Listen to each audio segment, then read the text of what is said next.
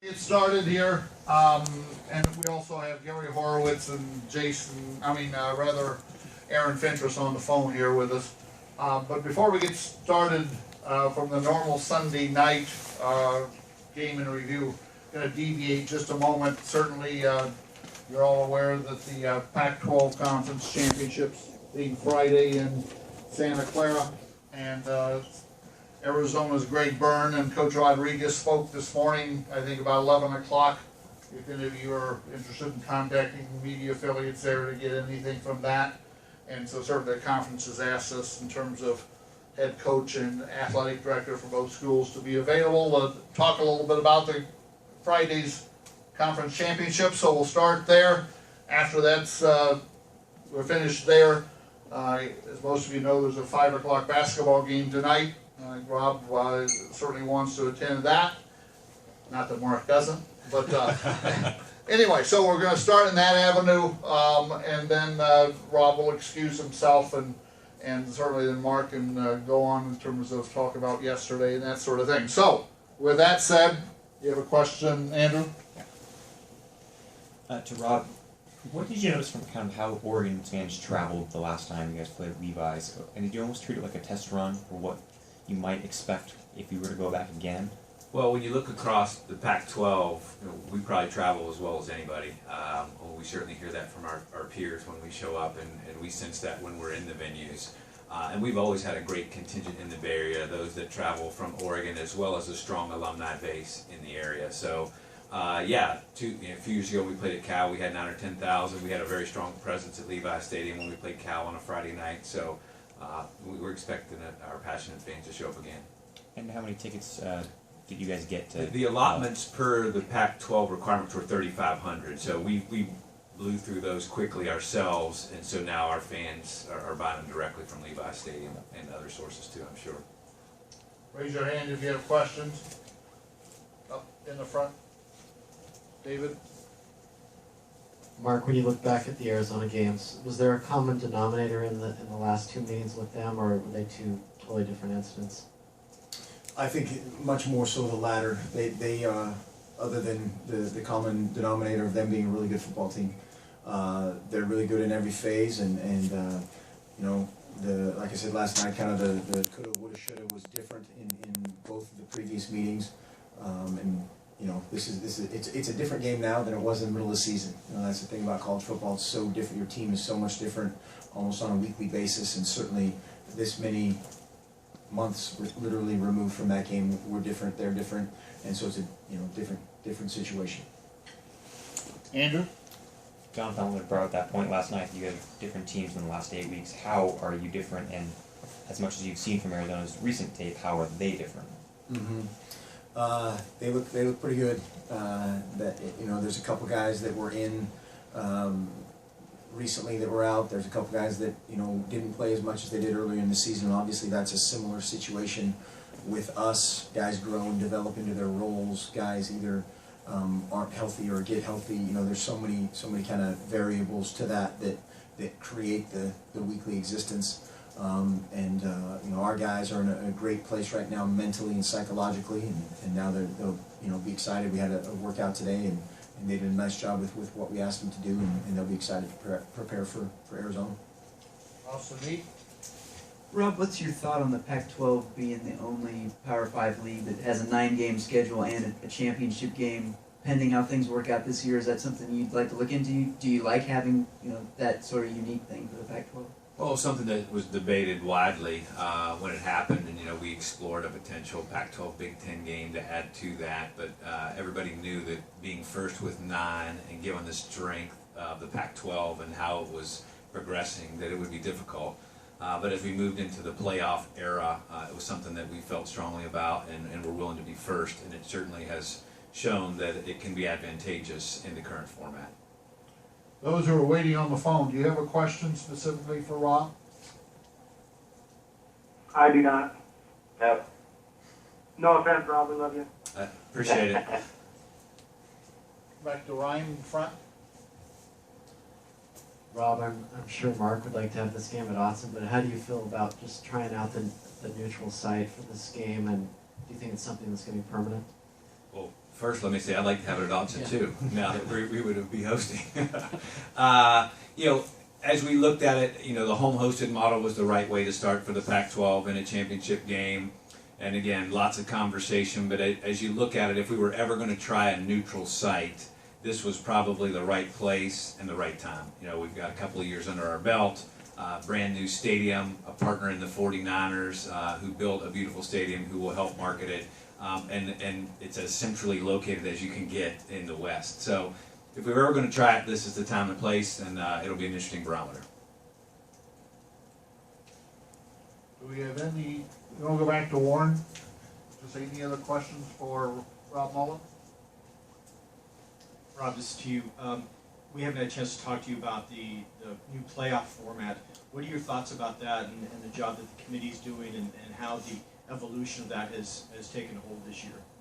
Well, I think the committee has a very difficult job. I think the way they've managed it on a week-to-week basis with the incredible scrutiny that goes with it starting in mid-October, I think they've done an outstanding job. First, putting together the committee, I mean, they did a great job of selecting people who can represent college football. I like the process. I think a 14 playoff was the right step, and I mean, the attention that college football has received and where it stands and its popularity today is remarkable, really.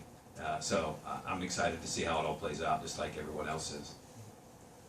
Over to the right. Rob, to follow up on that, do you think they started announcing too soon? Do you think they need to play some more games before they could know who the best four were? Yeah, I get kind of torn on that question. I do think it starts a little early. However, it is good to have, you know, the fan base and the public talking about college football. And, you know, Tuesday nights at 4:30 became appointment TV. Even if it was too early, it certainly built the momentum and increased the conversation, which is probably good for the sport in the long run. Anything else for Rob? Okay, last question in the back with Warren. Rob, this is a bit off topic, but with the vacancies now in some of the college football jobs, what is your thought on, and is it allowable for a team like Nebraska to contact somebody like Scott Frost? Is that allowable during this period, or how does that work? Well, his name has been mentioned. Yeah, there's no one way that those things work. What I will say is, for the most part, people respect what's happening and understand what's going on and the time constraints, and will be respectful of that. You know, these don't have to get done tomorrow, and if there's somebody on our staff who's performed at a high level and deserves an opportunity, I think folks will be understanding of where we are. Not trying to dictate direction of questions, but if we can kind of bring it in a little bit more, those things can go on later on. Again, Rob has a basketball game to go to, so Andrew? There's a follow-up to that. A follow-up to that. I can do later. Okay. That's Well, go ahead. I was just going to ask you, since we're talking about it, has anyone ever reached out about Scott in particular? Not just Nebraska, but he's obviously a hot name. Done a pretty good job, I think, by most standards. Has anyone reached out at all and said, could we in the future talk to him? It's not, no one has reached out to me specifically on that one. I mean, when I visit with my peers throughout the times when we gather, whether in league meetings or in national meetings, we have these types of conversations, not just about football coaches, but about coaches in general, you know, about people's thoughts and experiences with various coaches. And obviously, given the success that we have, I mean, a lot of our coaches are going to be on the radar across a lot of sports, not just in football. Anything else? Thanks, Rob. Thank you. Can I go with him? Are you going to the I'm basketball going out game? the first tip, Yeah. honorary tip. Okay, Ryan, David, Ryan in the front. Mark, night game last night. I think you had your banquet today. What's kind of the schedule to try and get ready for Arizona when they had a head start? It's kind of, you know, we're making the best of the situation, and our guys have managed all these change-ups, whether it's a bye week here and you know, a Thursday game here, Friday game we had early in the season.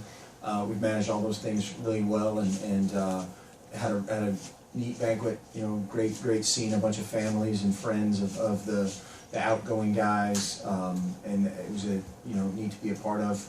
a bunch of hard goodbyes here in a few weeks that we'll have to go through. But most importantly, after that kind of phase, and it was time to go to work, our guys went back to work and pointed 100% toward Arizona. Did you just watch film today, or did you do anything? We did kind of a modified Monday, I would say, in a lot of ways, of how we met, much more Arizona-centric than correction and review from Oregon State. We still did some of that from things that we didn't do well, and again, just kind of redirected. Andrew?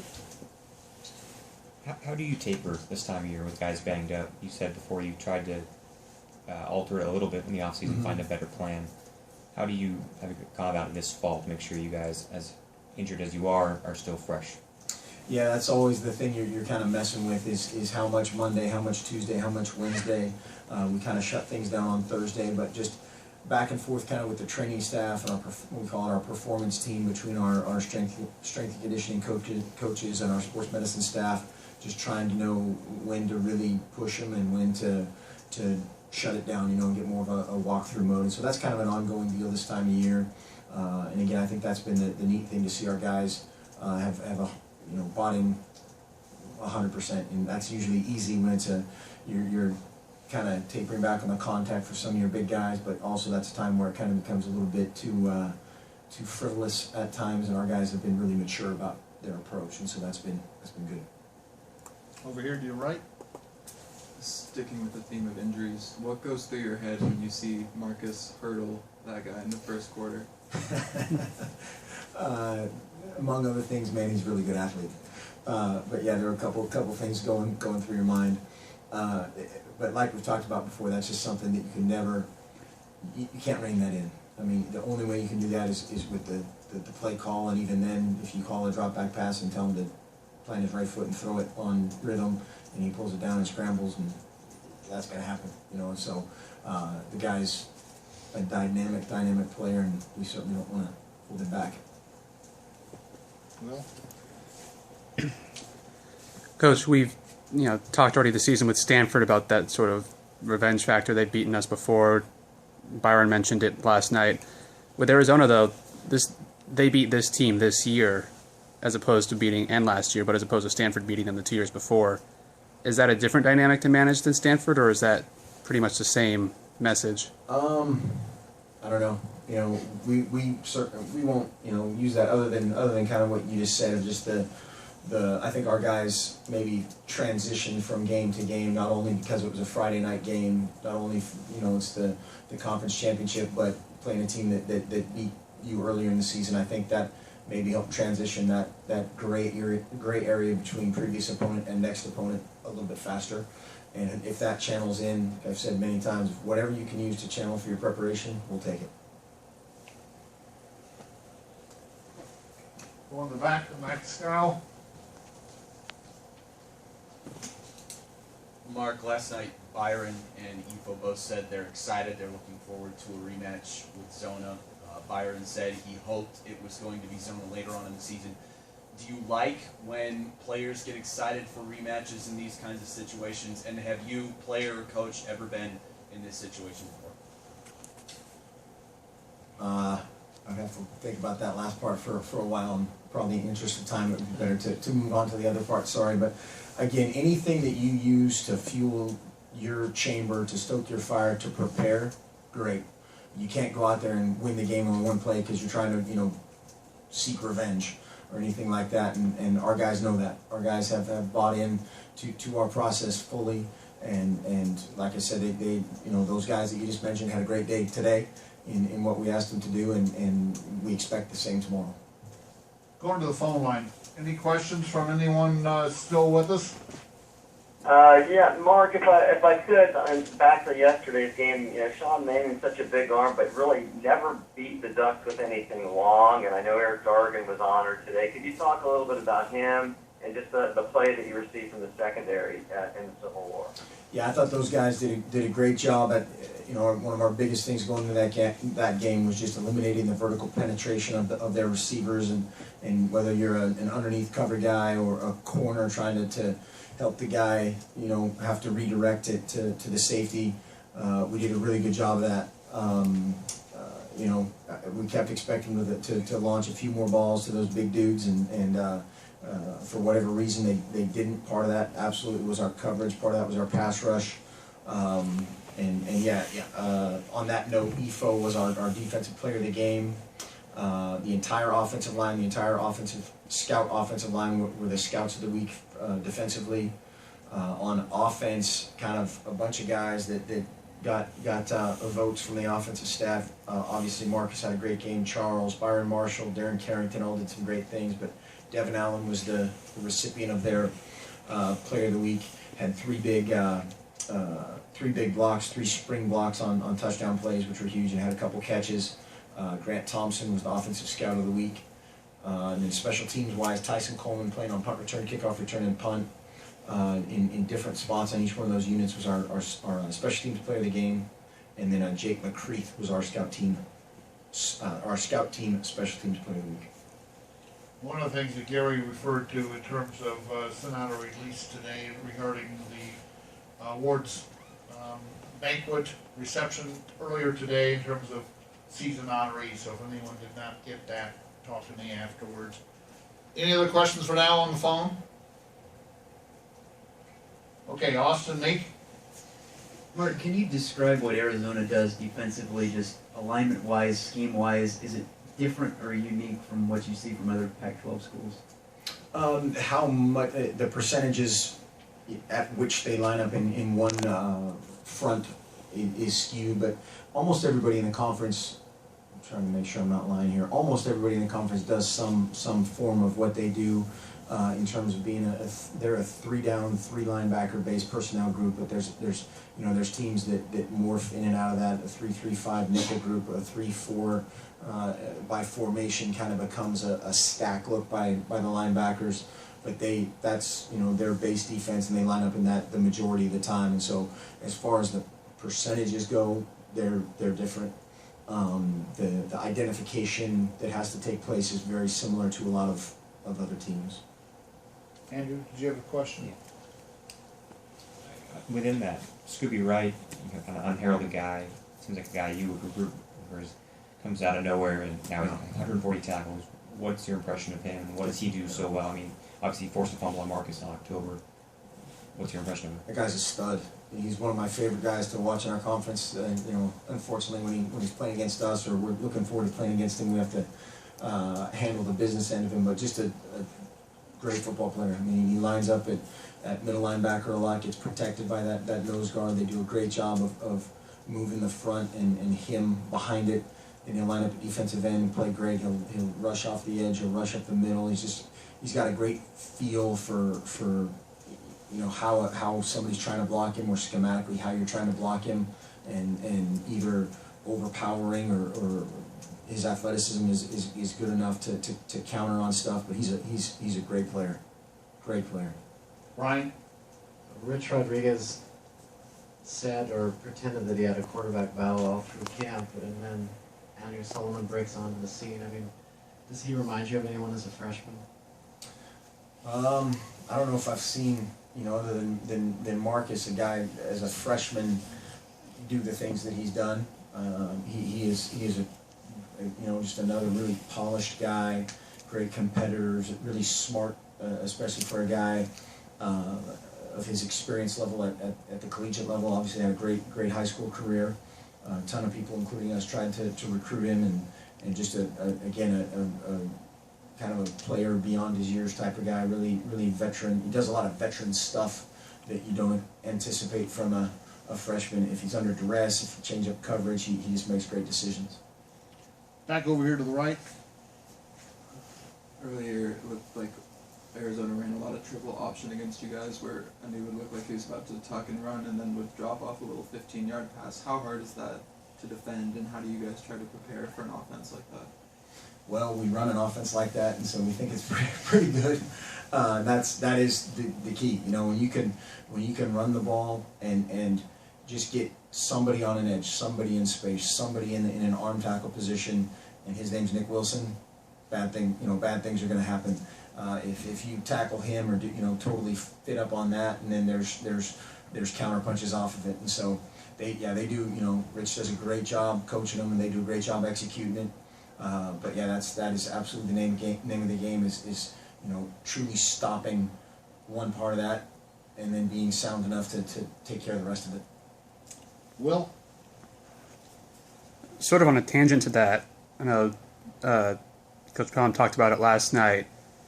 Your thoughts on scouting your guys' game against Arizona back in October, along with their whole season. How do you weight that? That's, again, part of the name of the game. It's kind of that, well, they know that we know that they know that we know, and so let's do the opposite, you know, kind of a deal. But there's a lot of stuff kind of, again, going back to defending this type of offense. There's certain things that you know, whether it's Coach Castillo has done throughout his career, or we've done throughout our you know, history that are fundamental against, you know, scheme A. And so there's certain things that you're not going to change. You're not going to change something you believe a ton in for some opponent. But they've done a great job. Our guys are playing harder. We're playing smarter. And now again, it's just a different challenge week to week. Taylor? Given the similarities with system in the offense, and that Anu has said how much he has tried to model his game after Marcus, how much he admires him, would you ever include Marcus in some of the prep work in trying to stop Anu? In terms of what? Just, I mean, in terms of like watching. Tackling dummy? Yeah, well, just in terms of watching film or tendencies, etc. Just asking Marcus what he feels Anu's tendencies are, etc. Not necessarily. I mean, I see what you're getting at. I think again, it's probably more of a schematic thing than anything. You know, how they run the ball. We have similarities. How they throw on the perimeter. We have similarities, and so there's some carryover that way. But yeah, he's done a great job of executing their system, and so in that way there's some correlation to that. But you know, we do some stuff in our practice that's good on good all the time. And we'll continue to do that this week because, you know, the speed of the game, the getting to those assignments, you have to do it really quickly or else it's a bad situation.